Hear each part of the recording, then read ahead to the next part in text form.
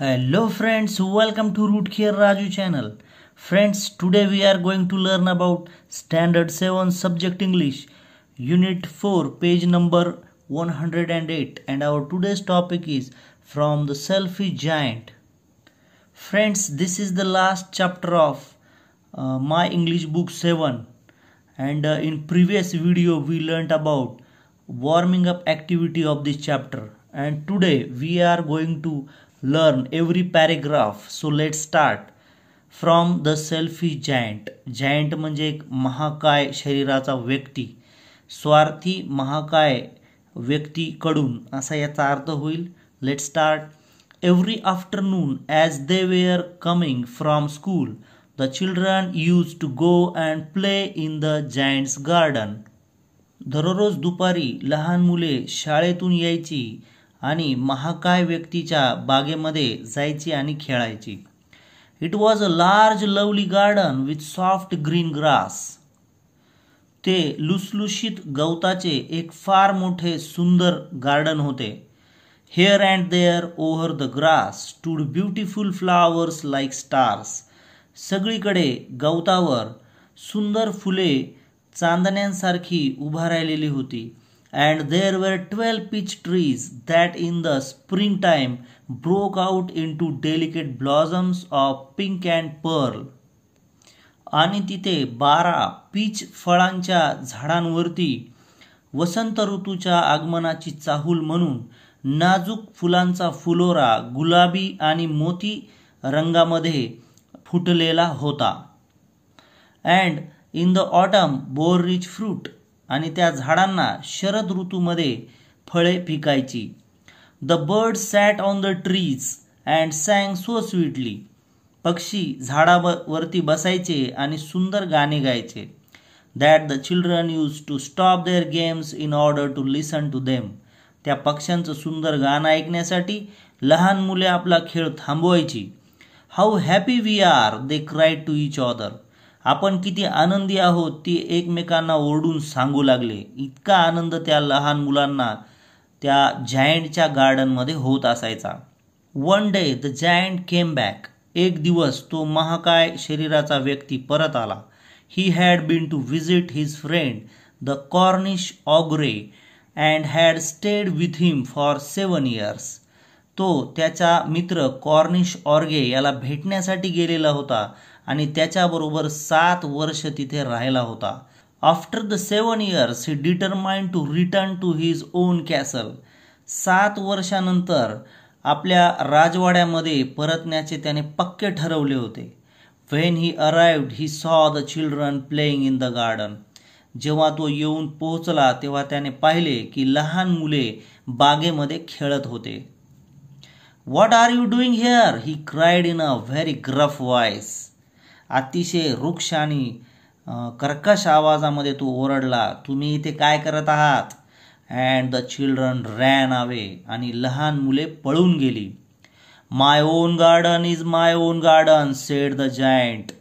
माझी बाग म्हणजे फक्त माझी बाग आहे असा तो महाकाय शरीराचा व्यक्ती म्हणाला. Anyone can understand that. कुणालाही ते कळू शकेल. And I will allow nobody to play in it by myself. फक्त मला सोडता मी कोणालाही तिथे खेळण्याची परवानगी देणार नाही. So he built a high wall around it. याकरिता त्याने बागेसोभोवताली एक उंच भिंत उभारली. And put up a notice board. आणि त्याने एक सूचना फलक लावला. ट्रेसपासर्स विल बी प्रॉसिक्युटेड. ट्रेसपासर्स म्हणजे अतिक्रमण करणारे, जबरदस्तीनं घुसणारे. विल बी प्रॉसिक्युटेड म्हणजेच अतिक्रमण करणाऱ्यावर कारवाई करण्यात येईल अशा प्रकारची ती सूचना होती. He was a very selfie giant. तो महाकाय व्यक्ती अत्यंत स्वार्थी होता. इथं आपल्याला एक ॲक्टिव्हिटी दिलेली आहे. Guess the meaning of trespassers will be prosecuted. या वाक्याचा अर्थ म्हणजेच अतिक्रमण करणाऱ्या विरुद्ध कार्यवाही करण्यात येईल. The poor children had now nowhere to play. बिचाऱ्या लहान मुलांना आता खेळायला कोठेही जागा नव्हती. They tried to play on the road. त्यांनी रस्त्यावर खेळण्याचा प्रयत्न केला. but the road was very dusty and full of hard stones. पण रस्ता धुळीने माखलेला होता आणि कठीण दगडांनी भरलेला होता. And they did not like it, आणि त्यांना ते आवडत नव्हते. They used to wander round the high walls when their lessons were over. त्यांचा अभ्यास झाल्यानंतर ते त्या उंच भिंतीच्या सभोवताली भटकायचे. And talk about the beautiful garden inside, आणि त्या भिंतीच्या आत असणाऱ्या सुंदर बागेविषयी बोलायचे. How happy we were there, they said to each other. आपण तिथे किती आनंदी होतो असे ते एकमेकांना म्हणायचे. देन द स्प्रिंग केम, नंतर वसंत ऋतू आला. And all over the country there were little blossoms and little birds, आणि देशामध्ये सगळीकडे छोटे छोटे पक्षी आणि छोटासा सुंदर फुलांचा फुलोरा दिसू लागला. Only in the garden of the selfish giant it was still winter. फक्त त्या स्वार्थी महाकाय व्यक्तीच्या बागेमध्ये अजूनही हिवाळा होता. The birds did not care to sing in it as there were no children. लहान मुले तिथे नसल्यामुळे पक्षी सुद्धा तिथे गात नसायचे.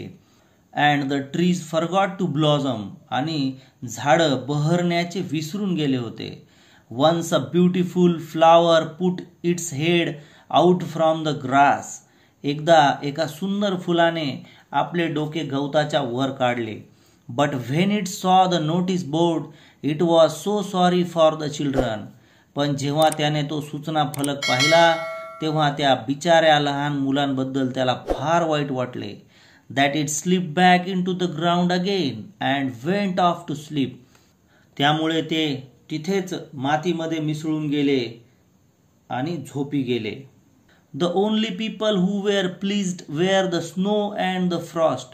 फक्त अशाच काही लोकांना आनंद झाला होता, ते म्हणजे स्नो बर्फ आणि फ्रॉस्ट म्हणजे गोठलेले दव, यांनाच आनंद झाला होता. Spring has forgotten this garden, they cried. वसंत ऋतू या बागेला विसरलेला आहे, ते ओरडले. ते म्हणजे कोण? बर्फ आणि गोठलेले दव. So we will live here all the year round. आता आपण इथे पूर्ण वर्षभर राहणार. The snow covered up the grass with her great white cloak and the frost painted all the trees silver. बागेतील गवतावर बर्फाने आपली संपूर्ण पांढरी चादर पसरलेली होती आणि गोठलेल्या दवाने झाडांना चंदेरी रंगात रंगवले होते. पांढऱ्या शुभ्र चांदीच्या रंगामध्ये रंगवले होते. बर्फाचा रंग चांदीसारखा दिसतो. Then they invited the north wind to stay with them. नंतर त्यांनी उत्तरेकडील गार वाऱ्याला आपल्यासोबत राहण्यासाठी आमंत्रण दिले. अँड ही केम, आणि तो आला. ही वॉज रॅप्ड इन फर्स and he road all day about the garden. तो तेथील सर्व पसारा गुंडाळून घेत होता आणि त्या गार्डनमध्ये सारखा गर्जना करत होता. And blue the chimney pots down, आणि त्याने सर्व शेकोट्यांचे पात्र फोडून टाकले होते. कारण विंटर असल्यामुळे तिथे थंडी जास्त होती, म्हणून शेकोटीची गरज लागायची. पण या नॉर्थ विंडने ते सुद्धा फोडून टाकले. This is a delightful spot, he said. हे फारच आनंददायक ठिकाण आहे, तो म्हणाला, म्हणजे north wind. We must ask the hail to visit. आपण हेलला, म्हणजेच गारांचा पाऊस, गारांचा वर्षाव, ज्याला आपल्या ग्रामीण भाषेमध्ये आपण वळवाचा पाऊस म्हणतो, त्यात खूप गारा पडतात. तेव्हा हा नॉर्थ विंड काय म्हणतो, आपण हेलला भेट देण्यासाठी विचारूया. सो द हेल केम, आणि गारांचा पाऊस आला. Every day for 3 hours it rattled on the roof of the castle till he broke most of the slates. राजवाड्याच्या छपरावरती ज्या दगडी पाट्या छपरावर झाकण्यासाठी होत्या त्याला स्लेट्स म्हणतात. अशा बहुतांशी बऱ्याच स्लेट्स फुटेपर्यंत दररोज 3 तास हा हेल गडगडत असायचा. And then he ran round and round the garden as fast as he could go. आणि त्याला शक्य तितक्या वेगाने तो गार्डनच्या आजूबाजूने सतत पळत असायचा, घुंगावत असायचा. He was dressed in grey. त्याने करड्या रंगाचा ड्रेस घातलेला होता. And his breath was like ice. आणि त्याचा श्वास जणू काही बर्फ होता. मित्रांनो, या उतार्यामध्ये बऱ्याचशा अशा नैसर्गिक वस्तू आहेत ज्यांना व्यक्तीसारखं वर्णन केलंय. ते बोलतात, चालतात, क्रिया करतात असं दाखवलेलं आहे. उदाहरणार्थ हा फ्रॉस्ट असेल, स्नो, नॉर्थ विंड, हेल यासारख्या निर्जीव घटकांना, निसर्गातल्या घटकांना व्यक्तीसारखं वर्णन लेखक करतात. I cannot understand why the spring is so late in coming, said the selfish giant as he sat at the window and looked out at his cold white garden. खिडकीजवळ बसून बाहेर आपल्या पांढऱ्या पडलेल्या थंडगार गार्डनकडे बघत तो महाकाय शरीराचा माणूस म्हणाला की मला लक्षात येत नाही की वसंत ऋतूने येण्यामध्ये एवढा उशीर का केला. असे तो स्वार्थी जायंट म्हणाला. I hope there will be a change in the weather. मला आशा आहे की वातावरणात काही बदल होईल, हवामानात बदल होईल. But the spring never came nor the summer. पण वसंत ऋतू आला नाही आणि उन्हाळाही आला नाही. The autumn gave golden fruit to every garden. प्रत्येक बागेला शरद ऋतूने सोनेरी फळं दिली. But to the giant's garden she gave none. पण त्या महाकाय राक्षसाच्या बागेला काहीही दिलं नाही. He is too selfish she said. तो फारच स्वार्थी आहे असं शरद ऋतूला वाटलं. So it was always winter there. आणि म्हणून तिथं नेहमी हिवाळा होता. इथं असणारे प्रश्न आपण व्हिडिओच्या शेवटी पाहूया. Next page. And the north wind and the hail and the snow danced about through the trees. आणि या थंडगार वातावरणामुळे, हिवाळ्यामुळे कोणाला आनंद झाला होता? नॉर्थ विंड, उत्तरेकडील वारा, त्यानंतर गारांचा पाऊस आणि बर्फ हे अगदी झाडांमधून नाचत होते. One morning the giant was lying awake in bed when he heard some lovely music. एक दिवस सकाळी महाकाय शरीराचा माणूस हा आपल्या बिछाण्यामध्ये लोळत पडला होता. तेव्हा त्याने अतिशय सुंदर असं संगीत ऐकलं. It sounded so sweet to his ears that he thought it must be the king's musicians passing by. त्याच्या कानाला तो आवाज फारच सुंदर वाटला. त्याला वाटले राजाचे संगीतकार जवळपास असावेत. It was really only a little linnet singing outside his window. त्याच्या खिडकीच्या बाहेर खरोखर एक छोटासा तपकिरी रंगाचा गाणारा पक्षी, लिनेट हा एक पक्षी आहे, तो गात होता. But it was so long since he had heard a bird sing in his garden that it seemed to him to be the most beautiful music in the world. खूप दिवसानंतर त्याने त्याच्या बागेत एका पक्ष्याला गाताना ऐकले, म्हणून त्याला वाटले की तो जगातील सर्वात सुंदर आवाज आहे. Then the hail stopped dancing over his head. मग गारांच्या पावसाने त्याच्या डोक्यावर नाचणे थांबवले. And the north wind ceased roaring. आणि उत्तरेकडील वाऱ्याने गर्जना करणं थांबवलं. And a delicious perfume came to him through the open casement. Casement म्हणजे खिडक्याचे तावदान. उघड्या असलेल्या खिडक्याच्या तावदानातून त्याला मधुर असा सुगंध आला, जाणवला. I believe the spring has come at last. मला विश्वास होता वसंत ऋतू आलेला आहे. Sed the giant. तो महाकाय व्यक्ती म्हणाला. And he jumped out of bed and looked out. आणि त्याने आपल्या बिछाण्यातून उडी मारली आणि बाहेर येऊन पाहू लागला. परफ्यूम म्हणजे प्लीजंट स्मेल, आनंददायक सुगंध. What did he see. त्याने काय पाहिले? He saw a most wonderful site. त्याने एक आश्चर्यकारक दृश्य पाहिले.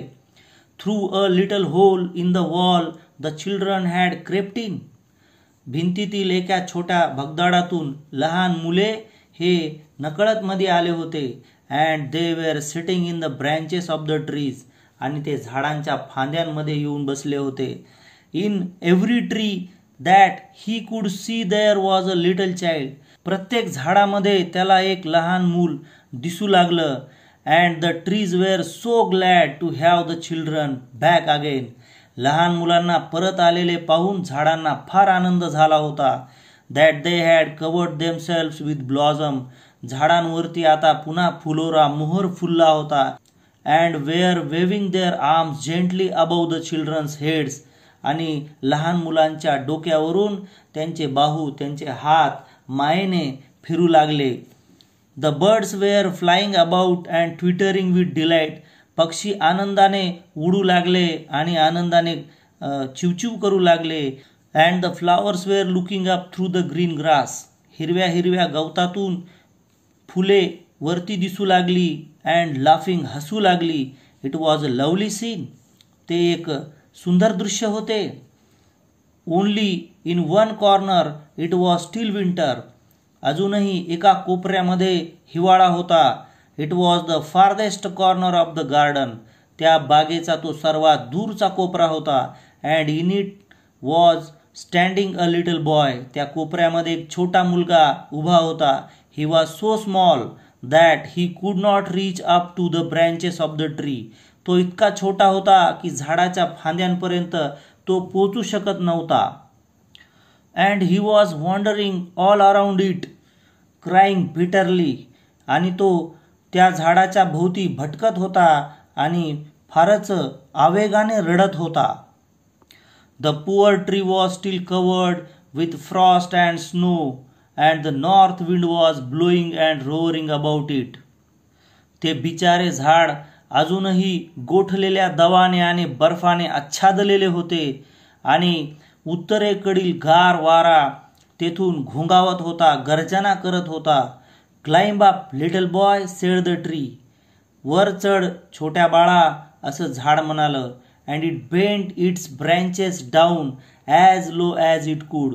आणि त्या झाडाने आपल्या फांद्या शक्य तितक्या खाली वाकवल्या. But the boy was too tiny. पण तो मुलगा फारच छोटा होता.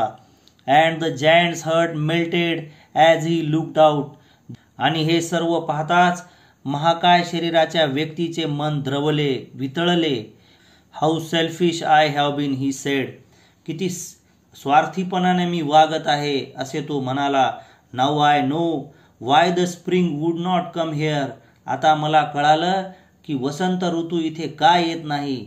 I will put that poor little boy on the top of the tree.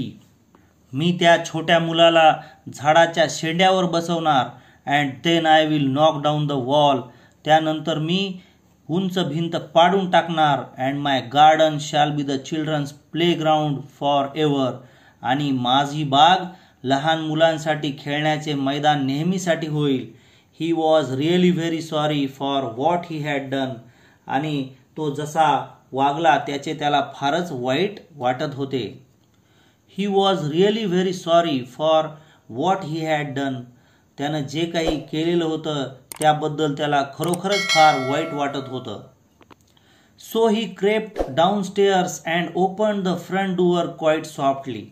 तो पायऱ्यांवरून अलगद खाली आला आणि त्याने समोरचे दार अलगद उघडले. And went out into the garden. आणि तो बागेमध्ये बाहेर गेला. But when the children saw him they were so frightened that they all ran away. पण जेव्हा मुलांनी त्याला पाहिले ते सर्व मुले फार घाबरले आणि तिथून ते पळून गेले.